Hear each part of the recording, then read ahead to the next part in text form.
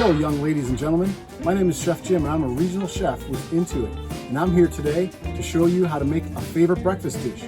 Do you like pancakes? Do you like strawberries? Well, today I went and picked fresh strawberries with my friend at his strawberry farm, and boy, whew, it was hot out there. But I'm going to show you how to make a nice strawberry sauce to go on top of your pancakes along with some whipped cream. It's going to be great. Looking forward to it. Here's all the ingredients that we're going to need to make pancakes with strawberry sauce and whipped cream. For the strawberry sauce, we're going to clean and cut the strawberries, put a little citrus zest, a pinch of salt, a little bit of butter and sugar, and we're going to cook that down. I'll show you what it looks like later. For the whipped cream, we're going to have whipped cream and sugar with a little bit of vanilla. And we're using this brand of pancake mix today, which is just add water, so it's a very simple and easy one to use. And of course, we have some pure maple syrup to go on at the end.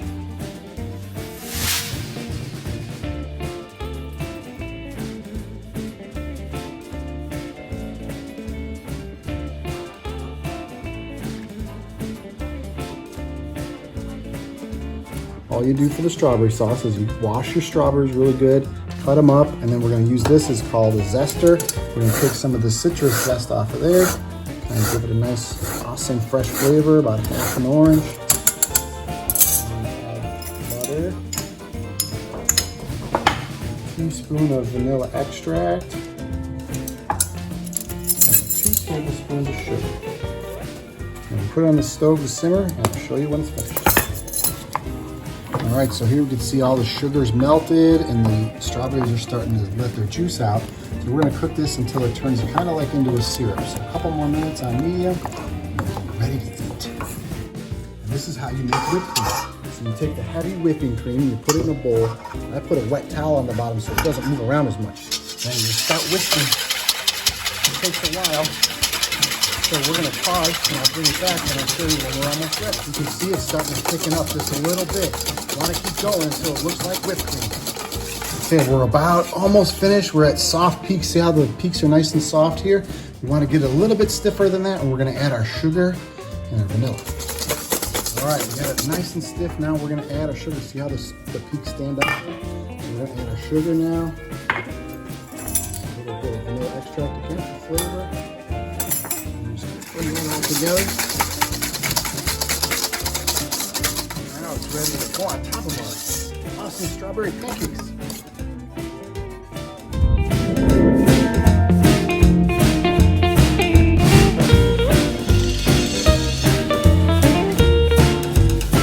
Turn this on to make sure it was real hot. So be very careful when you're doing this. Make sure you have an adult around. The way to check it to make sure it's hot is just take a little water and splash it on there. If it does that, you know you're ready. Then you're going to use just a little bit of vegetable spray or a little bit of butter on the flat top just to make sure that it's nice and it'll be nice and non-stick for the pancakes. And we're going to portion them out here. Cook a couple at a time. Okay, and what we're looking for is the bubbles. That's how we know it's done. When the bubbles pop in the middle, then we know. We can check it to make sure it's nice and brown on the outside. See the bubbles are forming here. Start to look for these to pop, then we know. Oh, see, oh, they're popping up. You can check underneath, make sure it's nice and brown. Ooh, we got a good golden brown. Now we're gonna go flip them over. Same thing here. We'll let them puff up nice and fluffy. And let me show you how to make them on the plate now. All right, let's put our strawberries on the pancakes. We're gonna put a couple on the plate here. We're gonna put a little bit of the strawberry mix in the center. All right, it's gonna be nice and delicious. And we'll put another one right on top, just like that. And this time we're gonna put a nice dollop of whipped cream right on top. Boom, just like I like it, lots of whipped cream. And we're gonna take some more of the strawberry syrup sauce here and put that right on top. Oh boy, bet you can't wait to eat this. I can't. All right, everybody, I wanted to show you another really easy breakfast thing that anybody can make with limited adult supervision. And to show you how to do it and how simple it is, I brought in our resident French toast chef, my son, Andrew. Andrew, is it really difficult to make French toast? Nope. Why do you like to make it so much? It tastes good and it's easy to make. Awesome. So you're gonna go inside the kitchen and show everybody how to make it? Let's go. All right, let's do it. All right, Andrew, let's talk about our ingredients here. Alright, so let's start off with the whipping cream. Got about 1 cup of whipping cream, and you can use whole milk as well. What else do you put in there? I also put some vanilla for flavoring. Ooh, vanilla extract, and you could use the liquid form, or if you have vanilla beans, that works as well. I also have some nutmeg and cinnamon. So it looks like about 1/2 teaspoon of nutmeg. That's something that we like to use. You don't have to use nutmeg. Traditionally, it's just cinnamon, but we have about 1 teaspoon of cinnamon, 1/2 teaspoon of nutmeg. That's the way we like to make it here. And what are these? What are you gonna do with these eggs here? Well, I got 4 eggs and I'm gonna put in the batter. All right, that's gonna be our protein to binder there. And I see salt here. What do you use the salt for? Well, I use a pinch of salt to enhance the flavors of everything else. Oh, that makes sense. You know what? I don't see any sugar on the table here, except that powdered sugar, and I think that's what we use to garnish. How come you don't put any sugar in your batter? Well, because normally when I eat breakfast, I put syrup or whipped cream on it, so I want to make sure it's as healthy as possible, so I don't add sugar at first. Oh, I see. So syrup and whipped cream are healthy, but it's a nice treat, breakfast style, right? That makes sense that we're not putting sugar in the batter, you know, because we have all these other sweet things going on at the end there too. All right, cool. So there's our powdered sugar that we're going to use for garnish later. Talk about the bread a little bit here. Now, you can use really any type of bread for French toast, and here we got a day-old loaf of bread, and you can also use the ends of loaves of bread here. That's a great way to utilize leftovers. And yeah, traditionally a stale bread or a day-old bread is what we use, and you could totally do a challah or a ciabatta bread. Croissants work really well, French bread. This is a sourdough loaf we have here, and we're gonna cut that in a couple minutes here. All right, this is butter. What are you using the butter for? To put it in the pan so it doesn't stick. Oh, that's right. It kind of caramelizes it and brings it all together. So we're gonna use that to cook the French toast. Awesome.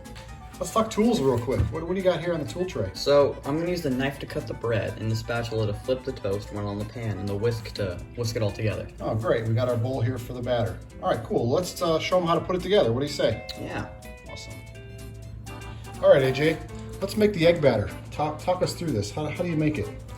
Well, I got 4 eggs already cracked, and I just wanted to show you how to crack an egg. First, you want to hit it on a flat surface, make sure it's all cracked so you don't get any eggshells in there. Great. And just get your 2 thumbs, put it in. It's easy as that. Cool. What bowl is that over there? What do you have? It looks like kitchen scraps or something. It's a compost bowl, and we put all our compost in there to put in our garden. So if you have a garden, you just put all your vegetables or eggshells, even coffee grounds, you can put it in your garden. Oh yeah, that's great. It gets the soil nice and healthy for the garden, and it doesn't go in the garbage, so that helps the environment. Good job. All right, so you have the eggs in. What goes in next? Well, let's get this out of here really See, quick. there's a little shell. Good job. Don't want the crunchies. All right, so we have a bowl. It looks like a wet towel down there on the counter. That's going to help us later. Why do we have that there? Well, when you're whisking, you're moving it in a circle, and you don't want it to move all over the place. Around. Yeah, Oh, yeah. so it holds the bowl in place. Good job. All right, that's cool. All right, what goes in next? Well, put in whipping cream. You can put this in any order, but I'm just gonna put in the first thing I see. Cool. And then you want cinnamon. So here's our cinnamon. Just dump that in there. Right in. And then our nutmeg. Very cool. All right. That's the vanilla extract we're using today, huh? Mm-hmm. I'm gonna put like 1 teaspoon of that in there, right here. Cool.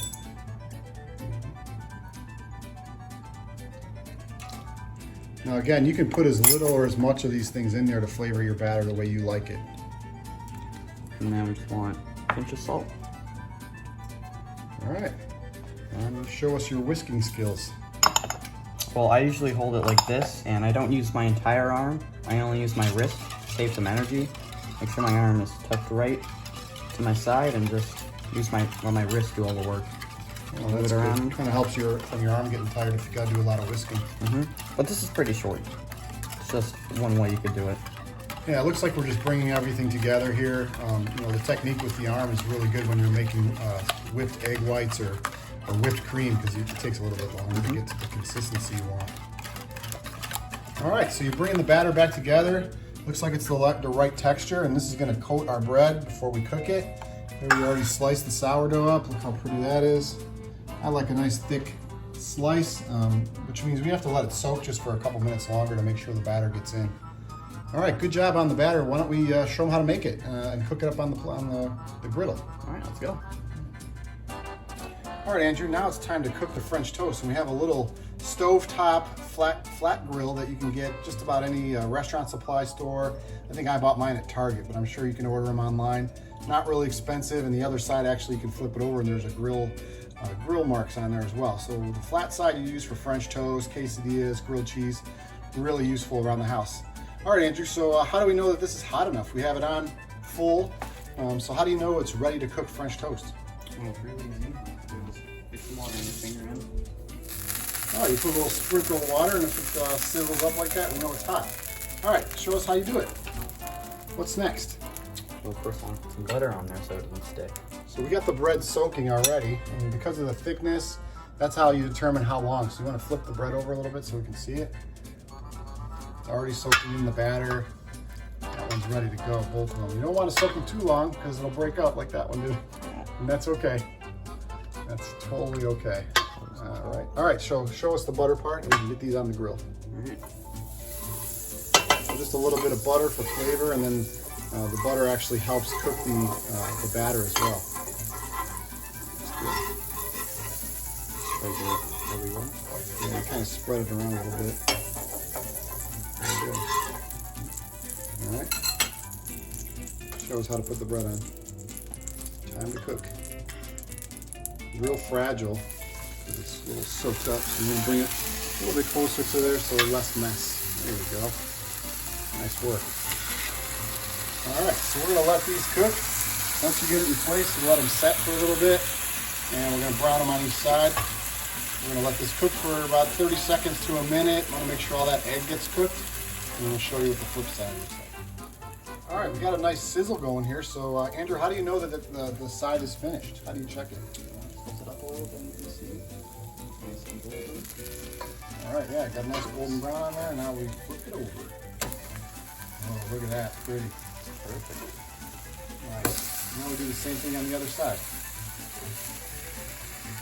Again, really important to let this cook for a minute or two, because don't forget you're working with raw eggs, so you want to make sure that it gets cooked properly. All right, we're going to brown up the second side, and then we'll show you guys how to put it on a plate.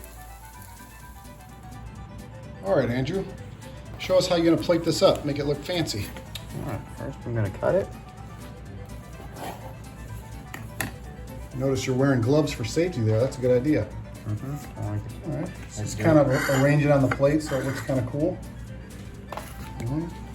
What's that? We have strawberry sauce here we're going to put on, but first I want to put on some powdered sugar. Nice. Well, you can put more than that. Don't be scared. Remember, we don't have sugar inside, so we want... Oh yeah, that's the stuff. Look at that. It's like snow. Very good. You want one of those and Great. try to drizzle it on there. Man, these are local strawberries we made a sauce out of too. Very tasty. Finally, you want to add the best part of them all, whipped cream. Nice. And you have French toast. Sweet. That's great, man. All right, well, thanks for sharing your time with us today. It looks awesome. Super easy to do. Can't wait to eat it. Yeah, me too. Take care, everybody. Hope you enjoy the rest. Goodbye. This is the best part, time to eat. Oh boy, I can't wait. I hope you enjoy the recipe and I hope you have a great day. Yeah.